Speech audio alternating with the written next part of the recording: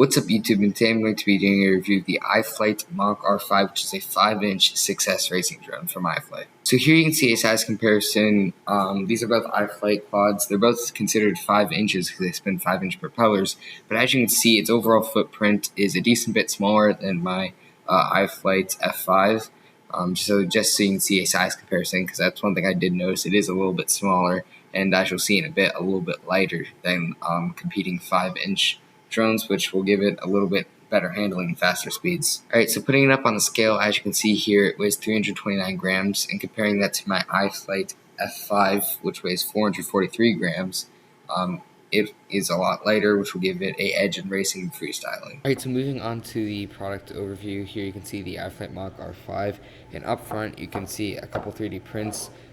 This cone is for crash flips, so let's say you crashed, these motors are unobstructed, or the other way, so these aren't, so you can flip over easier. There's also a 3D printed mount that protects the camera, which has done a pretty good job. As you can see, it would hit before the camera, and here you can see the Race Cam R1. I thought this camera was pretty good. It has a pretty decent field of view, and the colors were also pretty good. Mine's slightly damaged, as you can see by the hot glue, because I've gotten into a crash with this thing. But overall, the video quality is still, it's pretty good. In my opinion, it's slightly behind the Cat XRTEL 2, but it's still a really solid camera for this drone.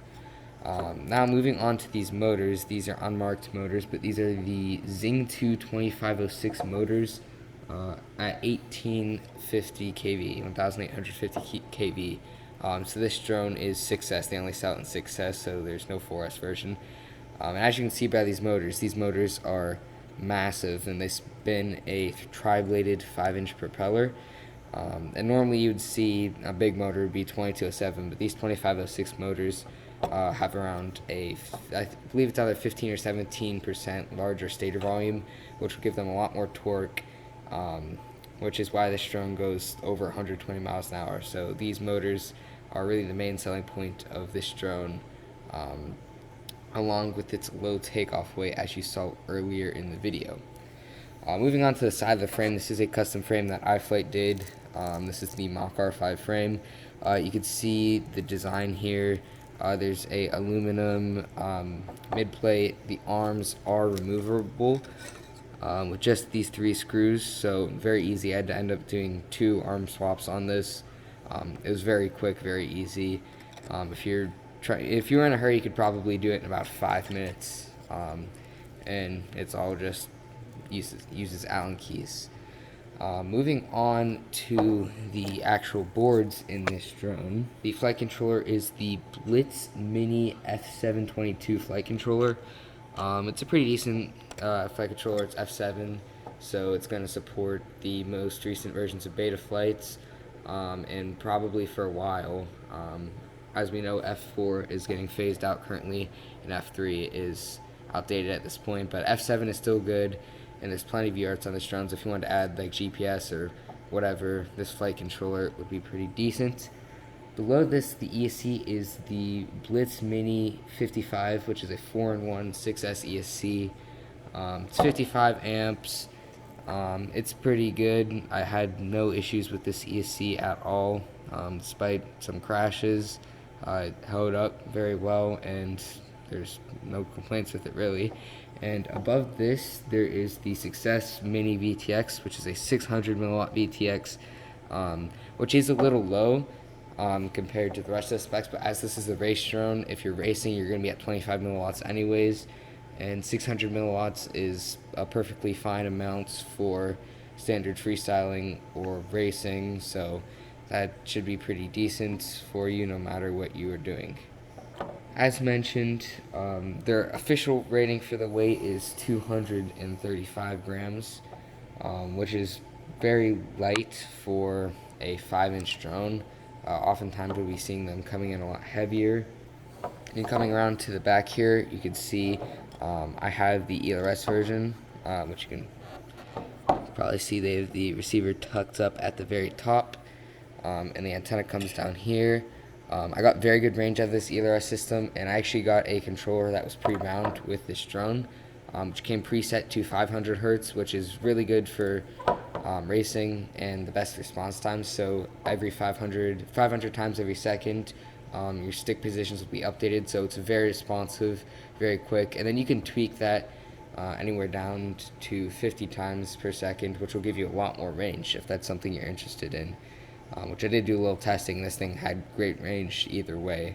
It much outlasted the 600 milliwatt VTX, so it didn't really matter. There's also a capacitor sticking out back here, as this is 6S. And this also uses the XT60 connector, as you'd probably expect considering the size of drone. As far as your specific version, you're going to want to check your product listings. I got this specifically from Iflight, and on April 11th there was an antenna change, and on May 27th there was a motor color change to black, so you can see I have the more recent version. Pretty minor things, but if that is important to you, you should check your listing accordingly. Overall, this frame was pretty good. It was very easy to work on, and it held up pretty well considering the crashes that it was in. The only other important thing to note is that this drone does use a bottom-mounted battery, not a top-mounted one, because the frame is a little short, as you can see. And a bottom-mounted battery gives it a better feel for racing, which is more preferable for racing compared to a top-mounted battery, which is kind of a preference thing, but it is important to note that you probably couldn't fit a battery on top. I mean, maybe if you're using a very small battery, but any battery that you would actually use, especially for a race, if you're doing many laps, you're gonna want to bottom mount your battery and probably put a battery pad. I don't really have one there. They also use these motor wire protectors. I guess they did their job quite well because none of these are broken and my motor wires are still good. And they did regain their stick pretty well after I stuck them back down. One of my arms broke in half, so it didn't stay down the whole time, but overall it was pretty good. And even throughout that, none of the solders broke. Iflight always ships consistently very high quality solders, so you won't really be having any issues with that unless you need to tinker or swap boards. But it overall stood up pretty well to anything I put it through. And even these 3D prints for the antenna and the camera, they keep everything very protected. You don't need to worry about any of your antennas getting knocked off. Even for your ELS receiver back here, everything is very well protected. Alright, jumping into some freestyle footage. This is the first time I flew not only this drone, but also 6S. So I'm just seeing how it responds to some flips, kind of testing out the tune here and the power of this quad. This flight was flown on CHNO black 1100 milliamp hour 6S batteries, which I found gave a pretty good balance of flight time and performance. As you can see, this thing flies incredibly well. It handles almost everything you can throw at it, and even when I put on a 3000 milliamp hour battery, it still handled pretty well. There was some prop oscillation when you got to the really large batteries, and the all weight was around 800 grams, which makes sense as it's tuned for around 300 grams. And as you can see, for freestyling, it has a ton of pop, ton of flingability, and it overall performs very well.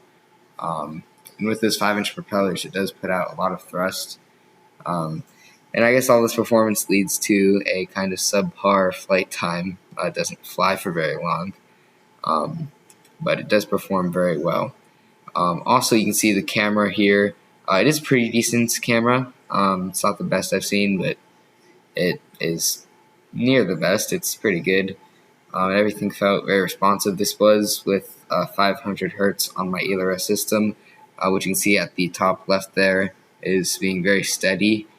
Because it's 500 hertz, every now and then there is a little bit of dropout, as you can see by the link quality, but it's very, very usable and far from fail-safe. And I even tried dropping it to 50 hertz later. It still held in very well. And I was using a 500 watt ELRS transmitter. So everything performed very well there, and you have the potential for even better performance if you opt for a 1 watt ELRS transmitter. And here you can see I way over discharged my batteries. Don't do this. This greatly hurts your batteries in the long run. Jumping into another pack here. It's to me two are the same flying. Yeah, this thing handles not only freestyle, but also racing very well. I haven't actually taken it to a race yet, but testing out the tune, it feels very good. And this is even with a low up tilt too. If you're going to a race, you'd probably want to use a little higher up tilt, but in general, I do usually prefer a lower up tilt.